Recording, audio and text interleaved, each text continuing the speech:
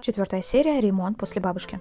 У нас заканчиваются черновые работы. Ура! Николай Золотая Рука нарастил часть балконного потолка гипсокартоном, а также зашил дыру в стене, в которой я оставила послание на советских обоях для будущих хозяев квартиры. А еще он практически заново переложил новую проводку, чтобы максимально спрятать провода в штробы и сэкономить на натяжном потолке. В прошлой серии этот супергерой сделал у меня подиум. Если вы еще не видели, советую посмотреть. При стенах я выровняла штукатуркой. Этой волшебной смесью будет отделана практически вся комната.